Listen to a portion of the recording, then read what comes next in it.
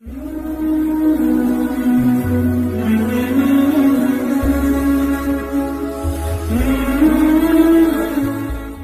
যুগ থেকে জঙ্গলে ঢাকা ছিল বলে এতদিন লোকচক্ষু অন্তরালে ছিল বগুড়ার গাবতলীর এই প্রাচীন মসজিদটি।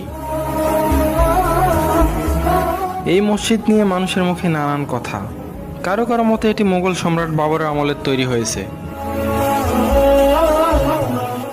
আজকের ভিডিওটি নির্মাণ হচ্ছে প্রাচীন এই মসজিদটি নিয়ে। গাবতলী স্ট্যান্ড থেকে 10 টাকা ভাড়া দিয়ে ভ্যানে করে যেতে হবে বাইগুনি গ্রামে। তবে আপনি চাইলে সিএনজি করেও যেতে পারেন। 20 থেকে 25 মিনিট যাওয়ার পরে পৌঁছে গেলাম বাইগুনি গ্রামে।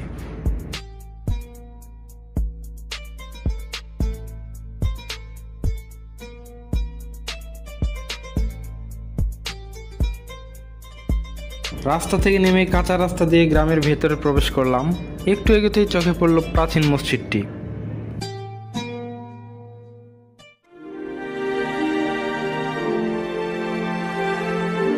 সম্প্রতি এলাকার কিছু মানুষ ঝোপ জঙ্গল পরিষ্কারের সময় বেরিয়ে আসে এই গম্বুজ বিশিষ্ট মসজিদ।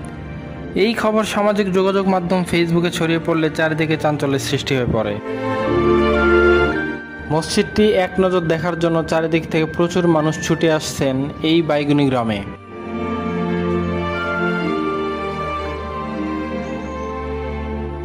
বাইগুনি গ্রামের আব্দুল মান্নান বলেছেন, এই এলাকায় একসময় হিন্দু সম্প্রদায়ের লোক বসবাস করত।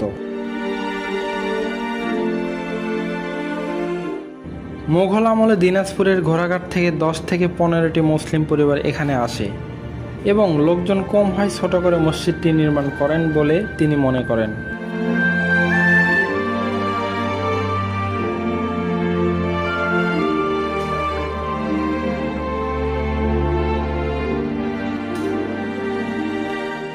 এখানে ঢোকার জন্য পূর্ব দিকে একটি এবং বের হওয়ার জন্য উত্তর দিকে একটি দরজা রয়েছে।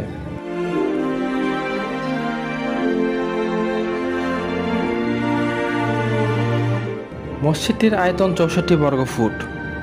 সমতল ভূমি থেকে প্রায় 20 ফুট উঁচু গম্বুজটি মূল মসজিদের 4 দেওয়ালের সাথে খাস কাটা ইটের গাঁথনি গোলাকার হয়ে উপরের দিকে উঠে গিয়েছে, যার ভিতরে মেম্বার এখনও অটুট রয়েছে।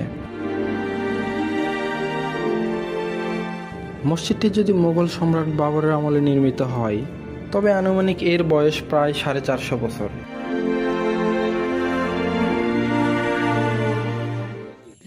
সাংবাদিকেরা কিন্তু কোন কাজ হয়নি। তারপরে যে এখন এসে মানে পাকিস্তান আমল থেকে একটু যোগাযোগ সাংবাদিকরা দিছে, কিন্তু কোনো গুরুত্ব নাই আর না না না এই বিটিভি পদক্ষেপ নেয়। বিটিভির ইয়ারা আসে, ওরা বিটিভি চ্যানেল গাছ গাছালি কাটে সাফ করে ওরা ভিডিও দিয়ে দিছে আর কি, চ্যানেলে দিয়ে। হ্যাঁ হ্যাঁ হ্যাঁ বাংলা ভিশন থেকে নিয়ে গেছে। হ্যাঁ না না বিটিভি আমি কালকে দেখলাম বাংলা ভিশনে কাল এরপরে আছে, তারপরে আগে বিটিভি আসছে, এসএটিভি আছে, তারপরে আরো 2-3টা আছে, 6-7টা। ওরাই এই প্রচার করতেছে, নাতে তো আমার নিজ থেকে কোনো এই আর হয়নি। নামাজ কালাম কি খালি ওয়াক্ত নামাজ হচ্ছে না? হ্যাঁ ওয়াক্ত নামাজ, যাতে মসজিদটা একবারে যেভাবে মানে করে না থাকে আর কি, যাতে নামাজ কালাম চালু থাকে। হ্যাঁ নামাজ কালাম চালু থাকে, আল্লাহর ইবাদত চালু থাকে, মুসলমানের একটা প্রার্থনা লাগে। হ্যাঁ হ্যাঁ হ্যাঁ।